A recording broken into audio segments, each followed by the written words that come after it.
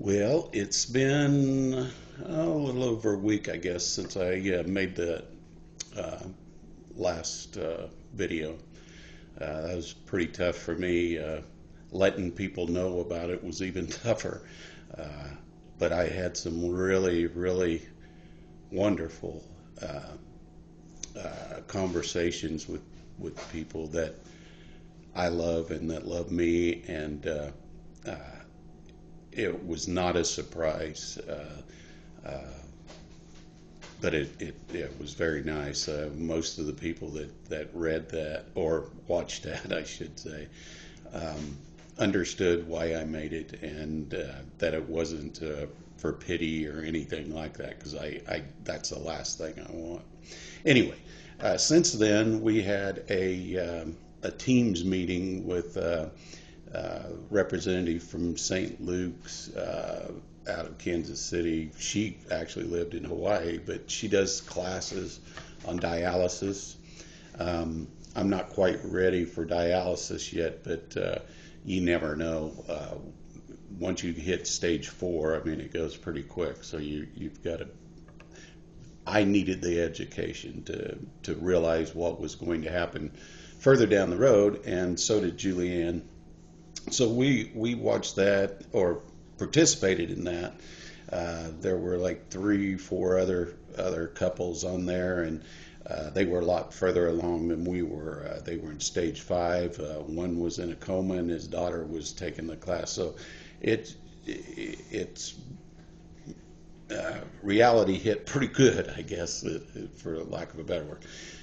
The best thing about it, though, for me, was to hear them having the exact same symptoms that I have, and me not feeling like a hypochondriac because I'm tired all the time, or I'm swollen and I'm retaining water and all of that stuff that you go through. But if you're the only one going through it, you don't know if it's a symptom of the disease or if it's just your laziness. But I found out that I wasn't the only one that goes through that. So anyway, the different types of dialysis we went through, and I can't pronounce the types, but the one that we were really interested in is one that you actually do at night. They put a catheter in your stomach, and it shoots the liquid in there. Well, first it drains the perineum or whatever the hell it's called. I can't remember. Anyhow, it drains all the fluid out, and then it pumps fluid back in there, and does its job overnight. So you don't have to do it 3 or 4 or 5 times a day. There is one, if you do it manually, this one is automated, but if you do it manually, it is like 3 or 4 times a day, which I really am not interested in doing. I say I'm not interested in doing. I don't have a choice. I mean, you either do it or you die, and I'm not going to die. So it's something we needed to hear and see for ourselves, and it really helped Julianne and I in the planning for the future, because there is a lot of things that you have to change when you're on dialysis, but you can still live, and that's the important part.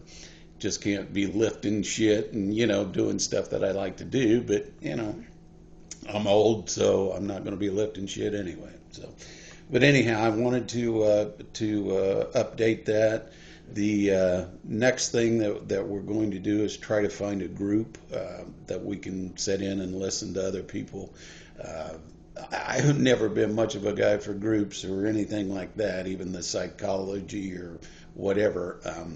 But it's a lot more comfortable knowing than not knowing. And so I've watched a lot of YouTube videos, believe me, and some of them are comforting.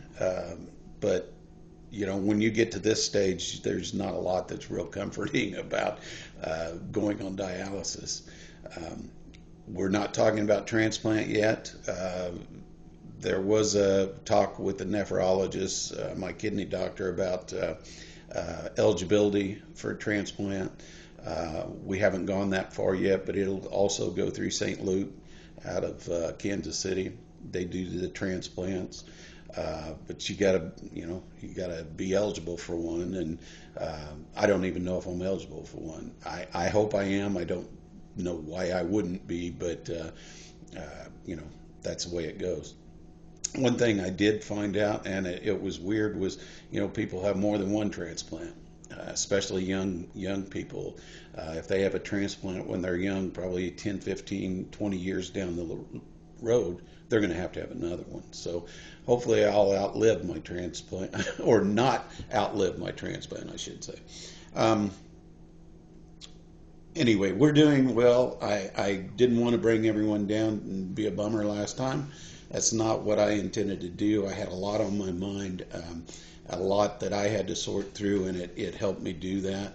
I think it was easier for me to let people watch that than to tell them what I'm going through, and so in that way, it worked for me. But it's not easy letting people know that you're sick, and you know there's nothing that can be done. Everyone wants to help, and I am so grateful for that. I'm not surprised. I have the best friends in the world. I really do. And if there was anything I ever needed, I knew I could count on all of you, and I appreciate that more than you can ever imagine. Um, the next thing, like I say, is I have a nephrologist appointment coming up in, I believe it's in November. So we'll see where I'm at there, see what my numbers are doing. That's where it's all at. You just kind of anticipate good or bad, every 6 months, every 5 months, to hear what your numbers are, and how long it's going to take for them to get to the final stage. Final stage is stage 5. Doesn't necessarily mean you go on dialysis or transplant. It just means you're in the final stage. That time is going to be going by really quick. You can be pretty deep in there. I think one of them was at a 10. I'm at a 25, so that gives you some indication. 15 is where you start end stage, or final stage. So once you get down there and your protein levels and your GFR and all this other stuff, the numbers match, then you go on dialysis. I will tell you, I watched a video last night, and it was people that had been on dialysis, and this was older, so dialysis has come a long way. But these are older folks that had been on dialysis, and it wasn't working anymore. The one thing that I was very happy about, I know it sounds morbid, but it is a comforting death. You don't suffer or anything. Basically, it takes about 6 to 8 days for you to die once you're off of dialysis, and you really just fall asleep. So it's that's comforting. I know it sounds morbid, but if I'm going to die, that's the way I want to die. I don't want to die, and hopefully it doesn't come to that, but that actually was comforting to me, and I hope it's comforting to Julianne too, that I wouldn't be suffering or anything like that. I will tell you, the death part of that doesn't really scare me. I mean, it concerns me. I don't want to die, but what you leave behind is what is worrying me. I want to spend all the time I have left with the people that I love the most, and let them know me, I guess, would be the best thing I can say. Make sure that I leave an impression. I want my grandkids to miss their papa when I'm gone. So I want to make sure that I spend every moment with them and make it something that we'll remember, and it'll be special to them. Anyway, I'm going on and on. I just wanted to update you on that.